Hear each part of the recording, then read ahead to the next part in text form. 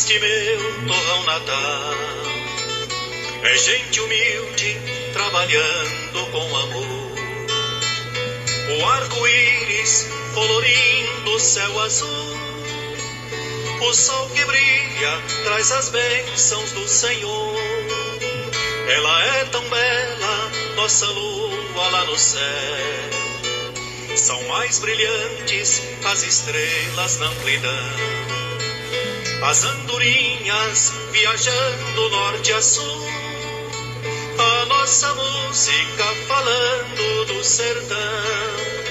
Brasil tão grande, onde tudo é uma beleza. Todas as cidades têm gorjeios de pardais. O povo canta, todo enredo é poesia. É alegria nos madrigais. A alvorada amanhece com harmonia. A passarada é uma festa de esplendor. Brasil, a pátria do Evangelho, a terra boa. Coração do mundo transmitindo seu calor.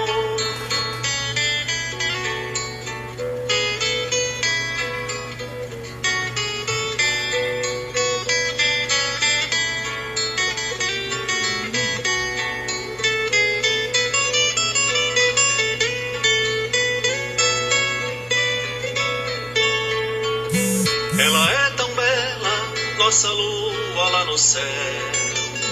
São mais brilhantes as estrelas na amplidão. As andorinhas viajando norte a sul. A nossa música falando do sertão.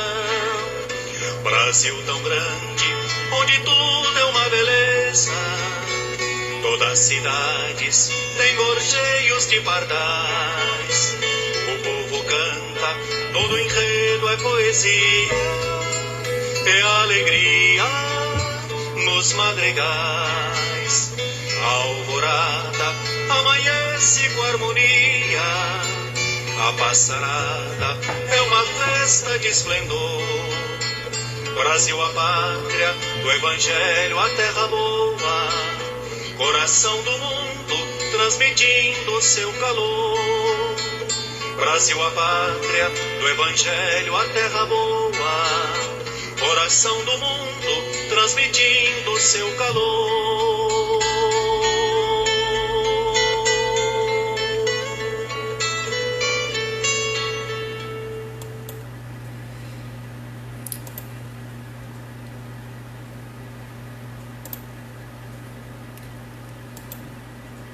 Boa noite a todos.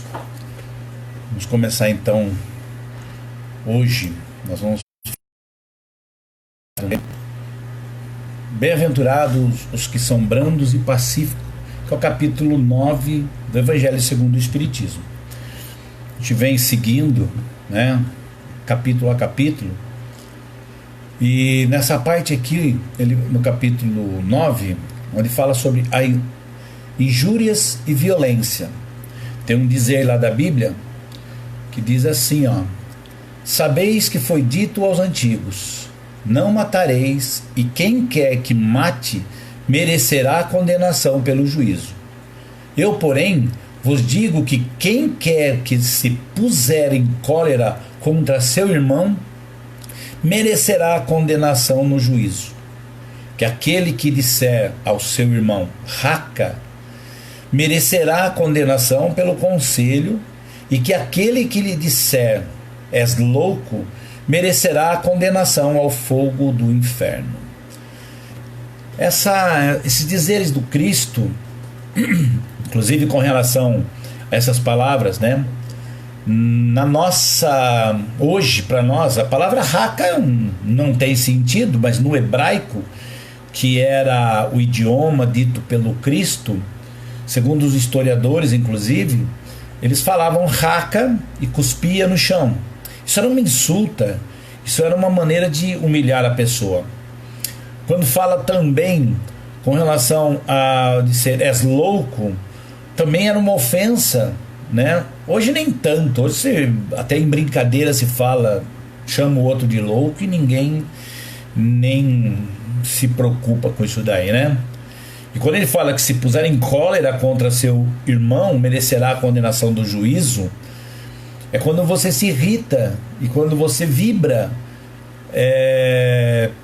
para alguém de uma forma errônea, vibra um pensamento negativo, né? Ou qualquer coisa, como foi falado na segunda passada, que não tem necessidade de você falar. O fato de você pensar já, né? Já fotografou, como eu falei, né? Bom, aí o Evangelho, nesse capítulo 9, nos diz o seguinte, quando disserta sobre esse tema: evidente se torna que aqui, como em todas as circunstâncias, a intenção agrava ou aumenta a falta, mas em que pode uma simples palavra revestir-se de tanta gravidade que mereça tão severa reprovação.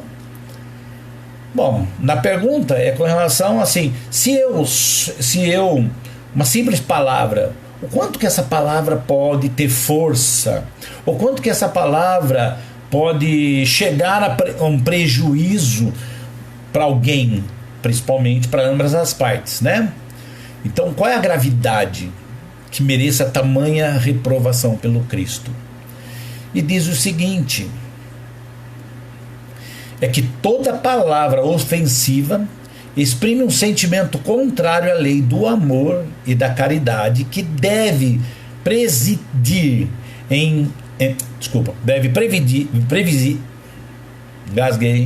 presidir as relações entre os homens e manter entre eles a concórdia e a união. Vou até repetir pelo meu trava-língua. É que toda palavra ofensiva exprime um sentimento contrário à lei do amor e de caridade que deve presidir as relações entre os homens e manter entre eles a concórdia e a união.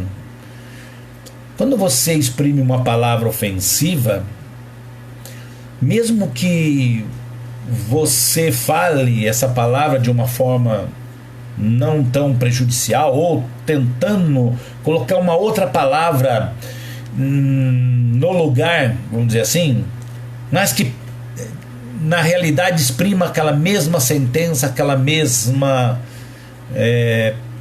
aquilo que você queria expressar, você já está, né? Já está sendo reprovado. Mas reprovado por quem? Se nós somos homens de bem, se nós somos espíritos em evolução, é importante que nós coloquemos na nossa consciência, aliás, aonde está escrito, né? Aonde está escrito a lei de Deus, que é na nossa consciência, e a gente analisar todo aquele contexto em pensamento ou em palavra.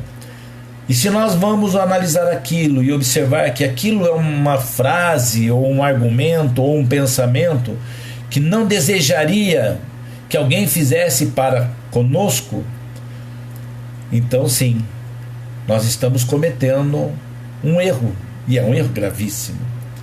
Toda vez que nós nos colocarmos em uma situação dessa, num pensamento ou em palavra contra o nosso semelhante, nós estaremos transgredindo a lei de Deus, ou melhor, a lei de Deus ensinada, a lei do amor ensinada pelo Cristo. Portanto, cabe a cada um de nós medir as palavras e também os nossos pensamentos quando nós vamos dirigir a alguém, para que nós não criemos situações difíceis para ambos. Um pensamento emitido vai até a pessoa e, de certa forma, choca as suas vibrações e acaba criando certo prejuízo para todos, para ambos. Então, nós devemos observar as palavras, principalmente quando a gente reveste ela de sensação, de emoção, e medir antes de colocar, não esquecendo que pensou, já está registrado. Na continuação, É o seguinte, diz: mas que queria Jesus dizer por estas palavras? Bem-aventurados os que são brandos, porque possuirão a terra. Tendo recomendado aos homens que renunciasse aos bens deste mundo e havendo-lhes prometido os do céu. Então, quando Kardec pergunta isso, a resposta é bem assim: quando a humanidade se submeter à lei de amor e de caridade, deixará de haver egoísmo. O fraco e o pacífico já não serão explorados, nem esmagados pelo forte e pelo violento. Ou seja, se é bem-aventurados brandos, porque possuirão a terra, a gente também consegue entender que quando nós atingimos a maturidade espiritual, no sentido de estarmos elevados, no sentido de conseguirmos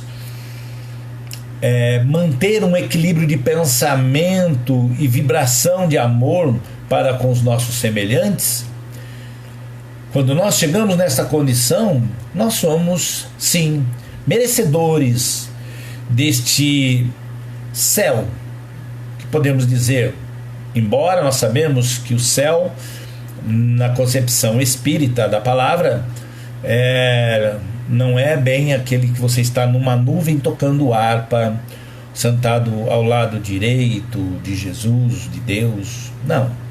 Sabemos que nessa é uma condição de espíritos puros, aonde nós teremos condições, ou melhor, teremos merecimentos de estarmos em uma condição melhor, com espíritos amigos, numa paz.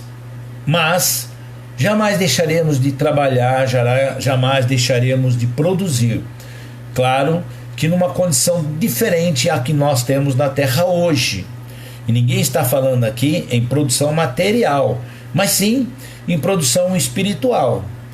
E dando continuidade ao nosso trabalho pelo qual Deus nos criou. Porque Deus, da sua infinita bondade, nos criou não para que nós chegarmos a um ponto, possamos ficar ociosos sem fazer nada. Não, há sempre um trabalho a fazer. E quanto mais nós nos tornamos úteis com relação ao amor, melhor nós vamos chegar nessa condição. E também na resposta que diz que quando a humanidade se submeter à lei do amor e da caridade, deixará de haver egoísmo, e o fraco e o pacífico já serão explorados, já não serão explorados nem enganados pelo forte e pelo violento. Porque na realidade a exploração que se há entre as pessoas ainda é pela ignorância e pelo orgulho, pelo egoísmo de cada um, daquele que se torna um explorador ou daquele que explora. Todo aquele que usa de sua autoridade, usa de determinado poder para subjugar ou para colocar o seu ponto de vista como se estivesse obrigando alguém a servir de uma maneira ríspida, né? Não vai ter mais sentido quando a humanidade chegar a essa condição de entender e praticar a lei de amor e caridade. Nas instruções dos Espíritos, a afabilidade e a doçura. Diz o seguinte: não basta que dos lábios manem leite e mel. Se o coração de modo algum lhe está associado, só há hipocrisia. Aquele cuja afabilidade e a doçura não são fingidas, nunca se desmente. É o mesmo tanto em sociedade como nas intimidades. Ou seja, é o mesmo perante as pessoas e é o mesmo no nosso íntimo. Porque não adianta a gente falar de Deus, a gente colocar palavras bonitas nos lábios que possam trazer certo respeito a nossa índole quando de repente as nossas atitudes não são condizentes com aquilo que a gente diz, com aquilo que a gente prega, com aquilo que a gente fala. Assim também nossos pensamentos, no nosso íntimo.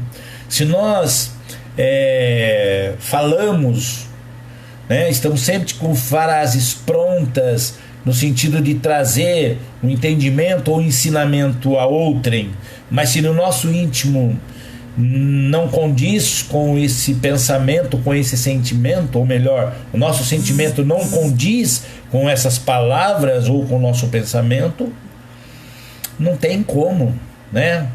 Não tem como. Nós estamos também sendo hipócrita conosco mesmo.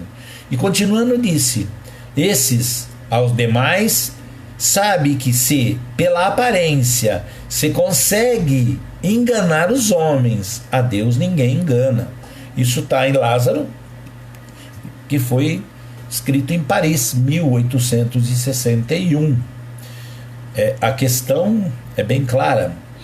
Nós conseguimos enganar as pessoas ao nosso redor.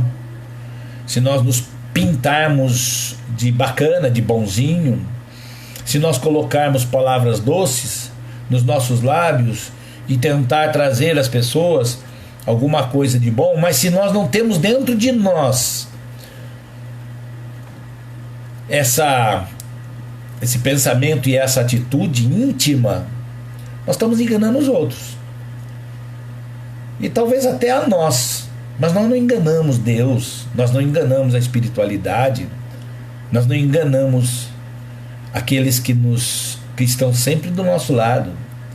Às vezes, nossos entes queridos que deixaram o corpo físico, que estão por aí, às vezes não, nossos mentores espirituais, né, o anjo guardião, aquele que tenta nos proteger, e muitas vezes nós não nos protegemos. Então, é preciso que nós tenhamos sim o pensamento equilibrado e não falar somente, mas colocar em prática visivelmente e em pensamento.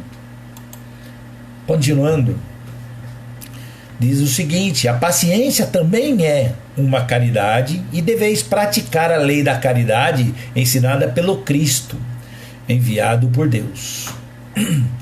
A caridade, que consiste na esmola dada aos pobres, é a mais fácil de todas. Portanto, se baseando nessas palavras que está nesse capítulo 9 do Evangelho segundo o Espiritismo, nós temos que ter paciência com as pessoas, sim. E muitas vezes é difícil se ter essa paciência.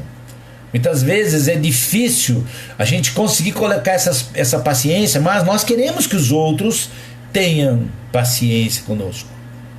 Nós achamos que nós somos dignos de paciência, mas nós não temos paciência com os semelhantes.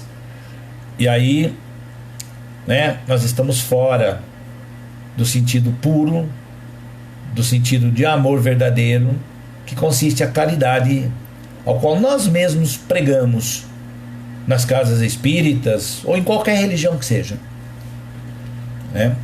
E ainda continuando, diz assim: outro há, porém muito mais penosa e consequentemente muito mais meritória, a de perdoarmos aos que Deus colocou em nosso caminho para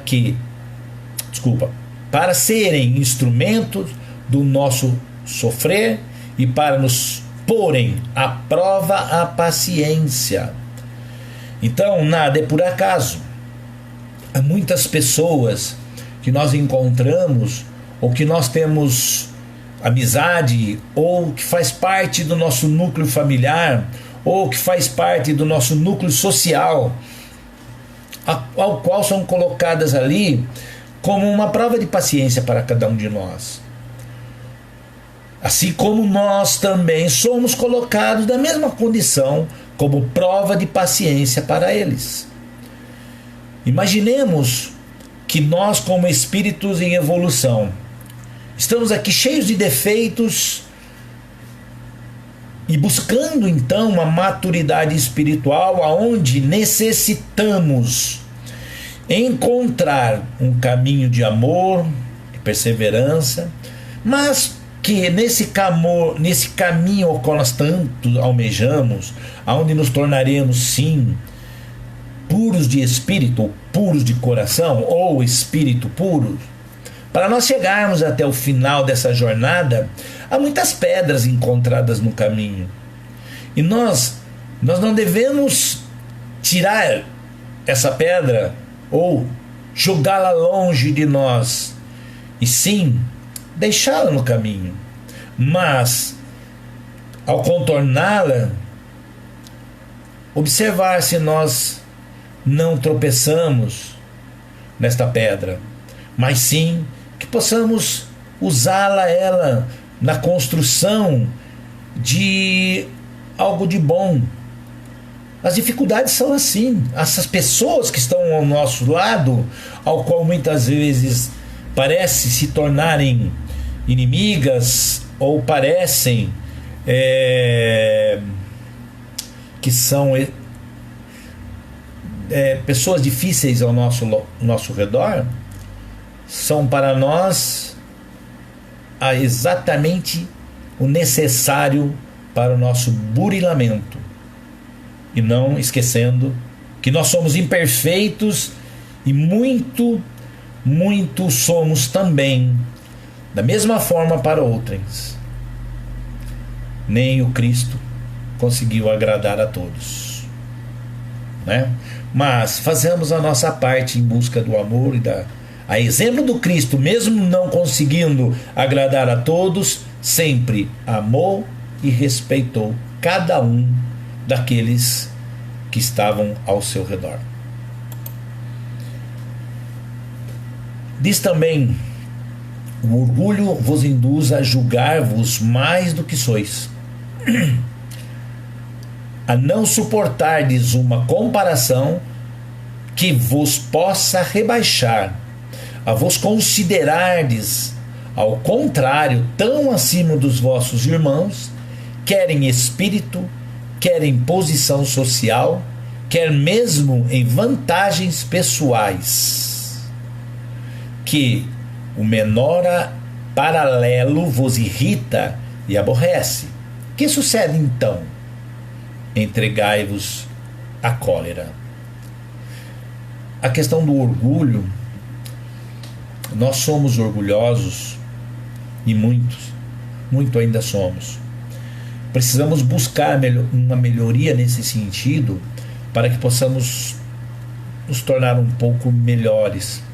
A questão que o orgulho não deixa perceber que muitas vezes determinadas coisas que estão à nossa frente, ou pessoas que estão à nossa frente, às vezes elas têm muito para nos ensinar. Às vezes elas têm pequenas atitudes e pequenas palavras, elas podem nos mostrar coisas que muitas vezes, pelo orgulho ou por sermos orgulhosos, não conseguimos enxergar. Lembro uma vez, eu devia ter meus 13, 14 anos, e a família grande, tinha aquela mesa enorme onde todos se sentavam para fazer a alimentação. Eu não me lembro se foi um almoço ou foi um jantar de domingo. Eu lembro que era de domingo. E todos nós tínhamos mais ou menos, sentávamos em qualquer lugar, mas a mesa era grande e todos nós nos acomodávamos à mesa. Mas tinha uma cadeira que normalmente era o meu pai, que se sentava naquela, era uma cabeceira, uma ponta. Ele se sentava ali. E eu um dia, não para desafiá-lo, não foi a minha intenção em desafiá-lo. Eu simplesmente, meu pai estava demorando um pouco, eu não me lembro de onde ele estava chegando, o que ele tinha feito, que estava chegando em cima do horário, o almoço estava servido, e eu sentei então na cadeira onde ele sempre sentava. Eu não me lembro qual dos meus irmãos, se foi Carlos ou o Zé, um dos mais velhos ali, que falaram: sai daí, aí é a cadeira do pai. Mas eu falei: não, eu vou esperar ele chegar. Eu não queria afrontá-lo de jeito nenhum. Era simplesmente estar ali para ver a atitude dele, nem sei o porquê. Mas ele chegou, viu onde eu estava sentado, não falou nada e sentou na cadeira onde era para eu estar sentado. E eu peguei, perguntei: ué, o senhor não vai querer sentar aqui no lugar do senhor? Esse é o lugar do senhor. Eu sentei aqui, né, para ver como é que é, né? Ele olhou para mim e falou assim: os tabus devem ser quebrados. Fica aí. E almoçamos todo mundo normalmente. Aquilo foi um exemplo para mim e acredito que para os meus irmãos que prestaram atenção, porque meu pai, ele sempre tinha sempre que podia, ele aproveitava uma forma de nos dar um exemplo, e para mim foi um exemplo de amor, de carinho, porque qual a necessidade de querer aquele lugar? Qualquer lugar serviria. O importante era o alimento que ali estava, o importante era a família que estava ali reunida e prontas para tomar o alimento. Ele podia se entregar à cólera, ele podia falar: sai daí, menino, esse é o meu lugar. Não, ele mostrou exatamente o contrário. Em frenesi, o homem colérico tudo se atira à natureza bruta, aos objetos inanimados, quebrando-os porque eles não obedecem. Se nesse momento pudesse ele observar-se a sangue frio, ou teria medo de si próprio, ou bem ridículo se acharia. Imagine ele por aí, que impressão produziria nos outros quando não fosse pelo respeito que se deve a si mesmo, cumprir, esforçar-se por vencer um pendor que o torna objeto de piedade. Essa frase toca muito bem no coração, no meu principalmente, que algumas atitudes a gente toma muitas vezes impensada, em frenesi, em nervosismo, diante de uma situação onde, em vez de parar, respirar, contar até 500, a gente toma por impulso e arrebenta alguma coisa da natureza, um objeto inanimado, como diz, uma cadeira, uma geladeira, esmurra a parede, um espelho no banheiro, qualquer coisa nesse sentido. E o Espírito nos alerta que se nós tivéssemos, como diz ali, se nesse momento pudesse ele observar-se a sangue frio, ou teria medo de si próprio, ou bem ridículo se acharia. É bem assim mesmo. Muitas vezes tomamos atitudes impensadas. Muitas vezes não medimos as palavras e muitas vezes saímos agredindo brutalmente algo, quando na realidade às vezes fazemos essa atitude exatamente para não agredir a pessoa. Mas de que adiantou? Um exemplo: se eu esmurrar agora essa mesa que ocupa onde eu estou utilizando agora e onde eu uso para o meu trabalho do dia, se eu me irritar com alguma coisa e esmurrar a mesa, para que eu não esmurre a pessoa que está do outro lado da linha, ou que está com problema lá no trabalho e está me consultando e eu não estou conseguindo resolver, e se eu ficar nervoso, que culpa tem o móvel? Nenhuma. E é como se eu estivesse vibrando contra aquela pessoa. Não muda muito, só não estou agredindo fisicamente, mas a minha atitude demonstra desequilíbrio, demonstra que falta em mim paz de espírito, né? Que falta em mim parar, pensar, analisar e tomar a decisão certa, não uma decisão impensada, né? Ou seja, quando eu tomo essa atitude, significa que se eu tivesse diante da pessoa, que será que eu faria? Como eu ofenderia? Como eu diria? E o que eu diria? Não vos mostra a experiência, a vós espíritas, até onde é capaz de ir o poder da vontade, pelas transformações verdadeiramente miraculosas que se operam sob as vossas vistas? Aí, né, tem uma resposta do mesmo espírito, que é Hahnemann, Paris, 1863, que ele responde essa pergunta assim, ó: compenetrai-vos, pois, de que o homem não se conserva vicioso, senão porque quer permanecer vicioso, de que aquele que queira corrigir-se sempre o pode, de outro modo não existiria para o homem a lei do progresso.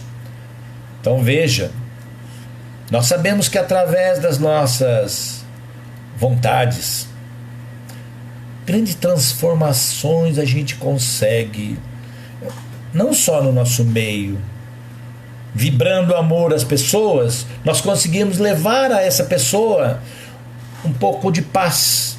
Quando alguém nos pede uma vibração, uma oração, se nós elevarmos o nosso pensamento com vontade, com amor, com carinho, a pessoa sente essas vibrações de amor do outro lado e é ajudada. Quando a gente consegue fazer uma vibração, um pensamento positivo para a humanidade que está atravessando deveros problemas tão complicados como estão, né, como a humanidade hoje tem passado, com certeza a gente conseguiria amenizar um pouco, né? Ou um pouquinho de cada um. É como o beija-flor, né, que a nossa irmã Lourdinha, eu vou repetir, sempre fala, né, do apagar o fogo com aquele biquinho, enchendo o biquinho pequenininho de água, e ele disse: estou fazendo a minha parte. Então, meus irmãos, nesse capítulo a gente consegue entender, compreender de que forma nós devemos agir com relação aos nossos sentimentos, aos nossos pensamentos, e possamos então nesse instante levar um pouquinho o nosso pensamento a todos que sofrem, aqueles que estão hospitalizados, aqueles que estão em angústia pelas dificuldades que passam, não só pelo problema do coronavírus, mas pelo desemprego, pelo seu negócio que vem em dificuldades. Não que nós devemos pedir pelas coisas materiais, mas pedir forças e coragem para podermos suportar essas dificuldades pela qual estamos passando. Que possa, no nosso ambiente doméstico, possa haver essa paz e esta harmonia, mas sabendo que ela tem que brotar dentro de cada um de nós, que não é o ambiente que vai se transformar e transformar-nos, e sim nós é que vamos transformar esse ambiente ao qual vivemos. Possamos ter uma semana de paz e de harmonia, que assim seja. Obrigado a todos.